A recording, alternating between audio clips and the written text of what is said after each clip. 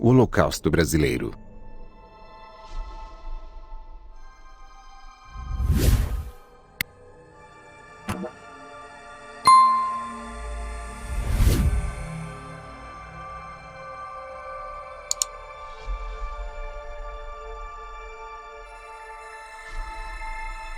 O Hospital Colônia de Barbacena foi um hospital psiquiátrico fundado em 12 de outubro de 1903 na cidade de Barbacena, Minas Gerais. Fazia parte de um grupo de 7 instituições psiquiátricas edificadas na cidade que, segundo alguns, recebeu o epíteto de Cidade dos Loucos, por esse motivo. Atualmente, desses 7 hospitais, só 3 estão em funcionamento. Foi edificado em terras da Fazenda da Caveira, propriedade de Joaquim Silvério dos Reis. Inicialmente como um hospital para tuberculosos e depois como hospital psiquiátrico. Está situado numa região com clima de montanha, o que na época era considerado ideal para a cura da tuberculose, e por alguns médicos, como o local ideal para o tratamento de doenças psiquiátricas. O primeiro diretor da instituição foi o Dr. Joaquim Antônio Dutra. Mais tarde a designação de Hospital Colônia de Barbacena foi alterada para Centro Hospitalar Psiquiátrico de Barbacena. Atualmente é a Fundação Hospitalar do Estado de Minas Gerais, FHEMIG, que gera o hospital. O hospital foi construído na sequência da criação da assistência aos alienados no estado em 1900.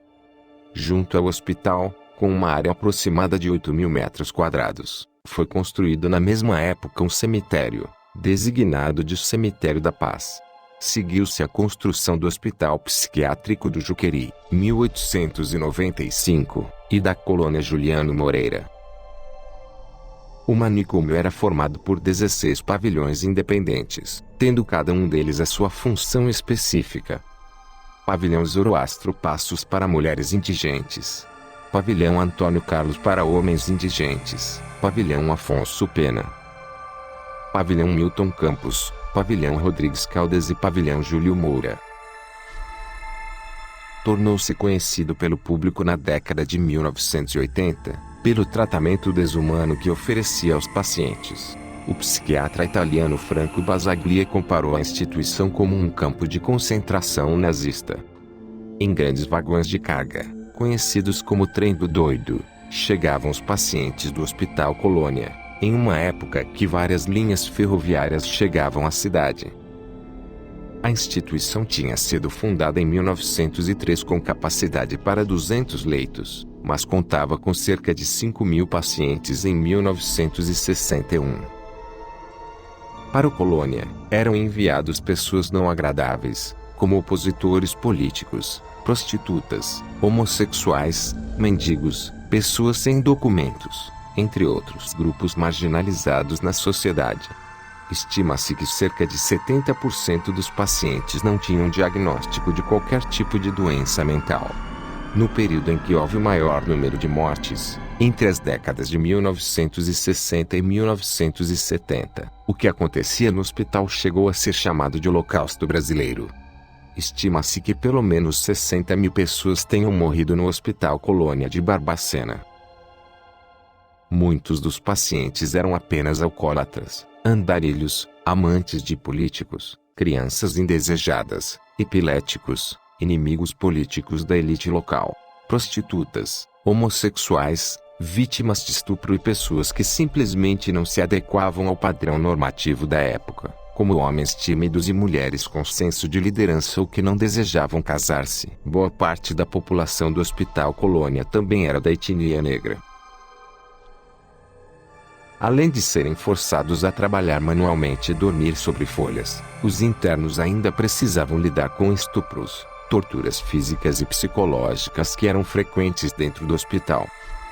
Pacientes eram submetidos à terapia de choque e duchas escocesas sem nenhuma razão aparente. Tal tortura era aplicada com o propósito de servir apenas como castigo ou devido à perseguição oriunda de falta de afinidade entre pacientes e funcionários. Muitos não resistiam e acabavam falecendo. Não existia um sistema de água encanada ou suprimento de alimentos que abastecessem o alto número de pacientes. Muitos banhavam-se ou bebiam de um esgoto a céu aberto dentro do local.